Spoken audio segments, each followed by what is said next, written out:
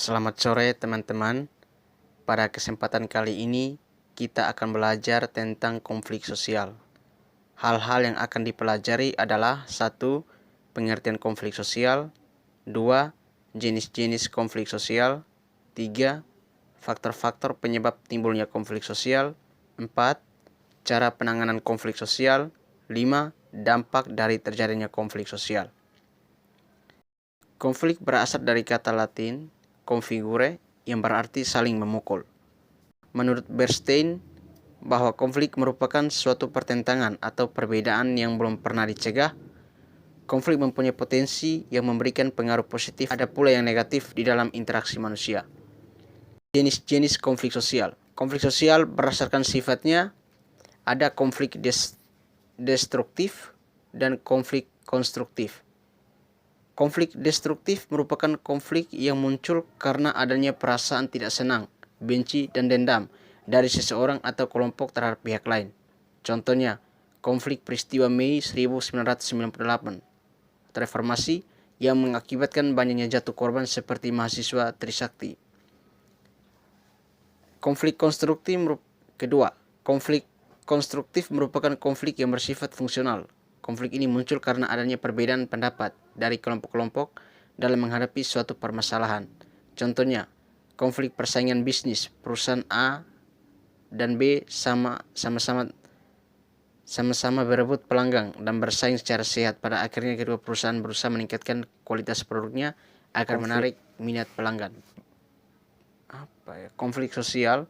Konflik sosial berdasarkan posisi pelaku yang berkonflik, yakni 1. Konflik vertikal, kedua konflik horizontal, dan konflik diagonal. Konflik vertikal merupakan konflik antar komponen masyarakat dalam satu struktur yang memiliki hierarki. Contohnya konflik antar buruh bangunan dengan mandornya atau manajer, konflik antara nelayan dengan juragan kapal.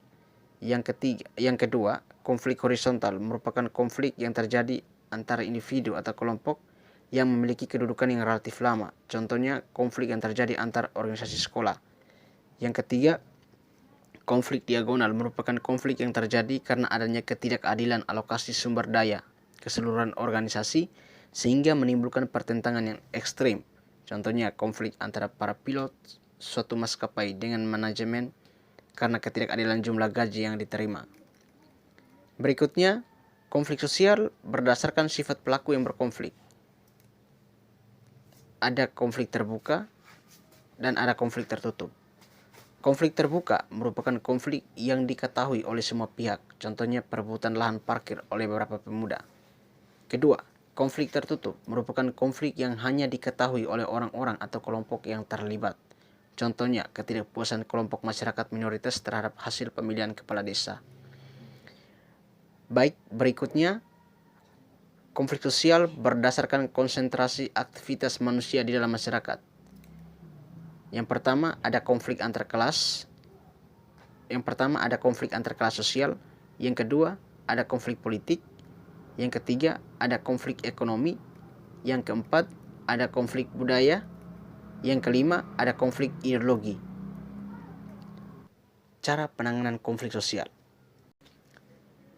Pertama, akomodasi, yaitu proses penyelesaian konflik ke arah tercapainya kesepakatan sementara yang dapat diterima kedua belah pihak yang tengah bersengketa.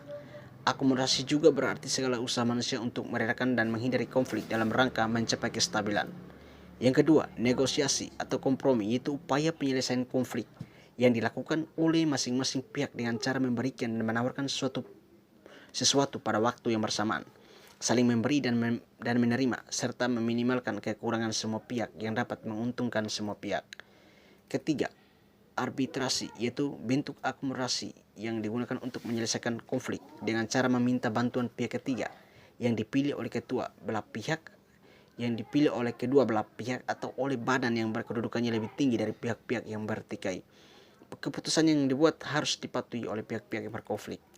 Keempat, mediasi, yaitu penyelesaian konflik sosial yang dilakukan dengan cara mendatangkan pihak ketiga yang sifatnya netral dan tidak memihak, namun keputusan pihak ketiga tidak mengikat pihak manapun.